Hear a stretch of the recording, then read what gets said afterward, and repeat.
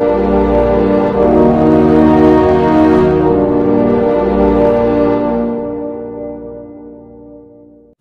इस टॉपिक में हम लोग पढ़ेंगे लिंकेज एंड रिकॉम्बिनेशन। क्या पढ़ेंगे? Linkage and recombination. भैया लिंकेज एक वर्ड से आया है, लिंक से। किससे आया है? लिंक। लिंक का मतलब क्या होता है? जुड़ना होता है ना। दैट इज समथिंग एड जुड़ाव। लिंक का मतलब यानी जुड़ना। Linkage that word it's mean कि दैट समथिंग लिंक्ड, यानी कुछ जुड़ा हुआ है।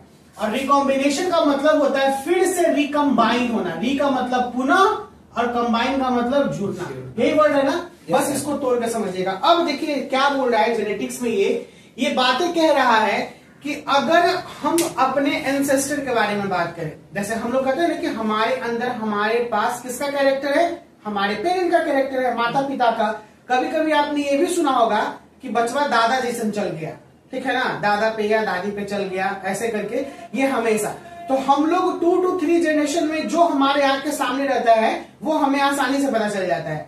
ये नहीं बोलेंगे कि बच्चा आज पैदा हुआ तो उसका पिछला 10 जनरेशन का होगा, ऐसे नहीं, क्योंकि 10 जनरेशन हम लोग फिर खुद नहीं समझ पाते हैं कि कौन क्या है और कैसा है। हाँ, राजाओं महाराजाओं में ये होता था क्योंकि उनके पास बहुत सारे फोटोज लगे हुए होते थे, तो उन लोग जैसे जन्म लेता था देखते कि अच्छा ये अपने 6th जनरेशन वाले दादा पे गया है, 5th जनरेशन वाले दादा पे गया। लेकिन हम लोग में उतना नहीं, हम लोग 3 जनरेशन तक ही रीड करते हैं। परदादा, दादा और पापा, ये 3 जनरेशन तक हम लोग देख सकते हैं। समझ में आया? जैसे मान के चलो कि इमेजिन करते हैं कि अगर किसी के घर में बउआ हुआ तो उसके मम्मी पापा तो है ही, उसकी दादा दादी या नाना नानी भी होगी, लेकिन कभी कभी ऐसे सिचुएशन में देखा है तो उसके परदादा परदादी और परनाना परनानी भी होती है। अब बहुत बार ऐसा देखने के लिए मिलता है। अभी हमने बहुत ऐसे जनरेशन को देखा है कि जिसमें अभी छोटे छोटे बच्चे हैं वो अपने परनानी को भी और परदादी को भी देख रहे हैं, ऐसे करके। तो वो 3 to 3 जनरेशन हम लोग आसानी से रीड कर सकते हैं। लेकिन यहाँ पे मेन मुद्दा है कि ये कैसे। तो ये मैंने बताया कि उनका कैरेक्टर बच्चे में जरूर जुड़ के आता है, तो ये कंबाइन हो गया, यानी ये लिंकेज हो गया। लिंकेज का मतलब जुड़ाव बोलता है। देखिए बोल रहा है कि लिंकेज एक ऐसा फिनोमिनन है where 2 or more linked genes are always inherited। देखिए लिख दिया ना कि 2 और 2 से ज्यादा लिंक्ड जीन्स यानी जुड़ा हुआ जीन्स हमेशा इनहेरिटेड होता है together and their recombination frequency in a test crosses progeny less than 50। यानी उसका जो रिकॉम्बिनेशन प्रोजेनी का होगा, ठीक है ना, रिकॉम्बिनेशन प्रोसेस, वो प्रोजेनी का लेस देन 50 होगा। अब कहने का मतलब बस एकदम इजीली कॉन्सेप्ट में समझने की जरूरत नहीं। आइए, मैंने बात किया कि पेरेंट ए है और पेरेंट बी है। इसके पास अपने आप में 100% कैरेक्टर, इसके पास अपने आप में 100% कैरेक्टर है ना। जैसे अगर हम बात करेंगे कि मेरे पास अपने आप में 100% कैरेक्टर है, ओके, इसका गैमेट 50, मतलब इसका गैमेट आधा आता है ना, यानी इसका गैमेट 50% आता है, इसका गैमेट 50% आता है, आधा आधा। बच्चा कितने परसेंट में? 50%। लेकिन अपने पेरेंट का कितना परसेंट? 50%। बोल सकते हैं कि नहीं बोल सकते? तो पहला चीज क्या आया? यही बोला कि अगर 2 और मोर लिंक जीन्स है, तो अभी हमने केवल 2 ही जीन को लिंक करके दिखाया है। ऑलवेज इनहेरिटेड टुगेदर, हमेशा इनहेरिटेड होता है।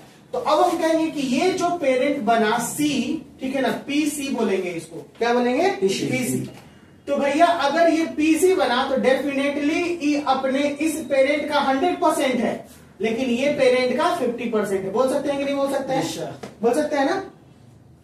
अब बात कीजिएगा कि ये बी डी से रिकम्बाइन करेगा, क्या उसको 50% कैसे बोल सकते हैं? क्योंकि इसके पेरेंट का 50, जैसे हमारे अंदर पापा का कितना है? 50%, मम्मी का कितना है? 50%, दोनों मिलके हम अपना एक ऑर्गेनिज्म बने 100% का, जो दोनों का मेरे अंदर में कैरेक्टर है, मम्मी का भी है पापा का भी है। लेकिन अगर मेरा बच्चा जो होगा वो मेरे अंदर वाला भी कैरेक्टर तो जाएगा, तो मेरे अंदर वाला कैरेक्टर मेरा बच्चा के अंदर कितना जाएगा? 50%। और उसकी मदर का कितना जाएगा? 50%। तो हमारे पेरेंट का उसके अंदर कितना जाएगा? बिल्कुल 50% से तो कम ही जाएगा, 25। हाँ, 25% बोल सकते हैं इसको। बस यही चीज है, यही बस समझ गए आप जो हमको समझाना था, यही समझाना था।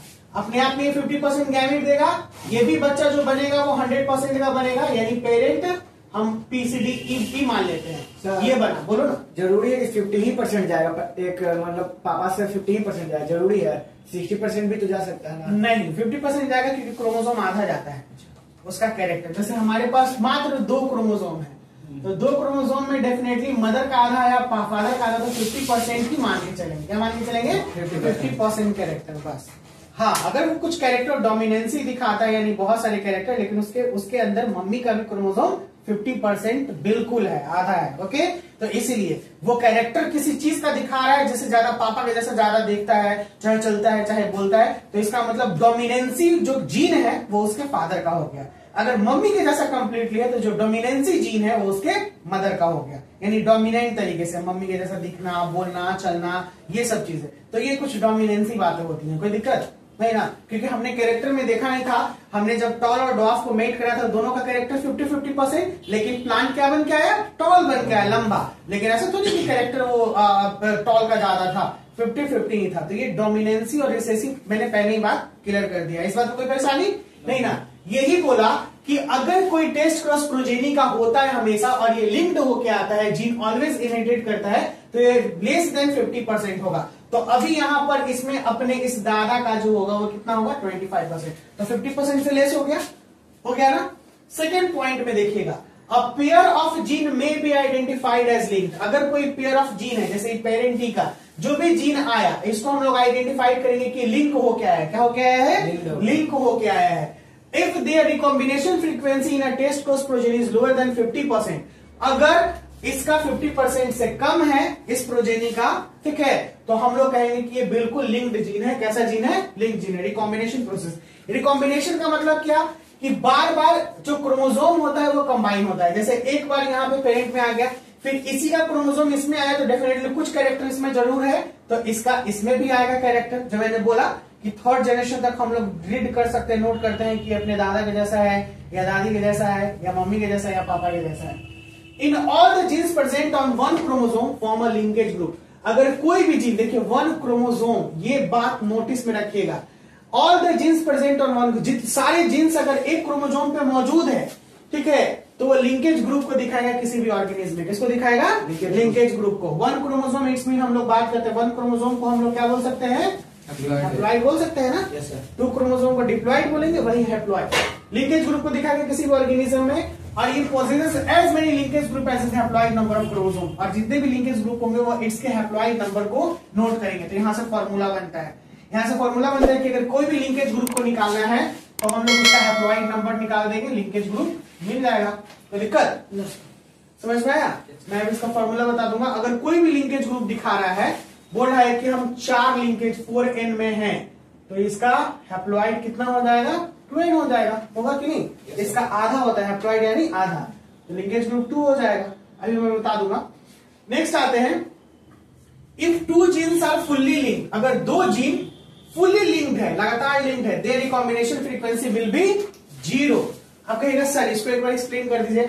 मैंने कहा 25%, इसके अगले जनरेशन में 12.5 हो सकता है, इसके अगले जनरेशन में 7, 3, 2, 1, लास्ट आते आते 0 होगा कि नहीं होगा। यही चीज बोल रहा है कि अगर 2 जीन फुल्ली लिंक्ड होगा तो उसका रिकॉम्बिनेशन फ्रीक्वेंसी क्या हो जाएगा, 0 हो जाएगा। लिंकेज, और यही 0 की वजह से फिर बाद में एवोल्यूशन होता है। हम लोग कितने जनरेशन तक अपने पेरेंट के जैसा दिख सकते हैं। जाहिर बात है हमारे परदादा छरदादा से हम एकदम बिल्कुल अलग होंगे, क्योंकि बार बार तो चेंजमेंट आया, बार बार तो हम लोग रिकम्बाइन हुए न्यू कैरेक्टर से, और न्यू कैरेक्टर ज्यादा मिलता है। बिल्कुल, तो पापा एकदम नजदीकी जनरेशन हो गए ना हमारे, एकदम हमारे फर्स्ट जनरेशन अटैच हैं। लेकिन यही दादा से थोड़ा सा डिफरेंट हो जाएंगे, परदादा से और डिफरेंट हो जाएंगे, छरदादा से और डिफरेंट हो जाएंगे। यानी लगातार अगर 10 जनरेशन हमारे जनरेशन में मिलाएगा तो हम लोगों में बहुत फर्क मिलेगा। इसी तरीके से we are a monkey before हम लोग लंगूर थे, लेकिन अब हम लोग अंगूर बन गए। Yes sir. है ना, एकदम खूबसूरत दिखते हैं, साफ सुथरा, गोरे चिट्टे। लेकिन अभी देख लीजिए उन लोग अभी भी कुछ उस तरीके से। तो we are completely changed due to the linkage और रिकम्बाइन समथिंग, ठीक है ना। हमेशा न्यू जीन से रिकम्बाइन करते करते ये हो गया। नाउ हियर वी आर बोल रहा है कि अब यहाँ पे ध्यान दीजिएगा, this are the 2 important point. MCQs में पूछ सकता है, नीट लेवल तक क्वेश्चन कर सकता है। बोल रहा है कि लिंकेज सबसे पहले देखा गया था बेटसन और पन्नेट के द्वारा। किसके द्वारा देखा गया था, बेटसन और पन्नेट के द्वारा। किसमें देखा गया था, लथाइरस ओडोरेटस में देखा गया था। किसमें देखा गया था, लथाइरस ओडोरेटस। इसको हम लोग बोलते हैं स्वीट पी। क्या बोलते हैं, स्वीट पी। एंड इन्होंने एक फिनोमिनन दिया, बताया कि कपलिंग और रिपल्सन क्या होता है। कपलिंग का मतलब होता है भाई कपल, साथ में जुड़ना, और रिपल्सन का मतलब हटना। लेकिन ये एक्सप्लेन नहीं कर पाए लिंकेज के फिनोमिनन को, ठीक है। इन्होंने बताया, इन्होंने बेटसन और सबसे पहले सीन किया कि अच्छा लिंकेज होता है, लेकिन इन्होंने एक्सप्लेन नहीं कर पाया लिंकेज को। इसके बाद आए एक और साइंटिस्ट जिनका नाम है मॉर्गन। क्या नाम है? मॉर्गन। इन्होंने सेक्स लिंकेज को डिस्कवर किया सबसे पहली बार। और किसमें डिस्कवर किया? ड्रोसोफिला में। और इन्होंने इस टर्म को क्वाइन किया लिंकेज। ड्रोसोफिला में, जब ड्रोसोफिला में बहुत सारी बातें हैं, रेड आइज हो गया था, ठीक है ना, और ब्राउन आइज हो गया था ड्रोसोफिला का, उसमें लिंकेज के बारे में उन्होंने बताया और थियोरी ऑफ लिंकेज दिया सबसे पहली बार। इन्होंने प्रपोज किया था थियोरी ऑफ लिंकेज को। तो यहाँ पे 3 साइंटिस्ट के बारे में मैंने पढ़ा, बेटसन एंड पनेट। इन्होंने लिंकेज को देखा था, ठीक है ना, सीन किया था। Linkage was first seen in Bateson and Punnett. किसमें? लाइथायरस और डोनेटस में। स्वीट भी बोलते हैं, लेकिन ये लिंकेज को अच्छे से एक्सप्लेन नहीं कर पाए। आगे जाकर मॉर्गन ने ड्रोसोफिला में लिंकेज को एक्सप्लेन किया और थ्योरी ऑफ लिंकेज दिया। कोई डाउट? समझ में आज का टॉपिक अच्छे से? बहुत ही बेहतरीन था लिंकेज एंड रिकॉम्बिनेशन। बस हमारे जनरेशन के ऊपर था, क्योंकि हम लोग जेनेटिक्स पढ़ रहे हैं, तो इसमें यही चीज मिलेगा। आई होप कि आपको क्लास समझ में आया हो। दोस्तों, आई होप कि ये वीडियो आपको समझ में आया हो। अगर ऐसा हो तो प्लीज वीडियो को लाइक कीजिएगा, चैनल को सब्सक्राइब कर लीजिएगा, ताकि आगे के भी वीडियोस आपको और चैप्टर्स के बेहतरीन हिस्से मिलते रहे। बहुत जल्द मिलते हैं नेक्स्ट वीडियो के साथ। Bye bye, take care, see you soon.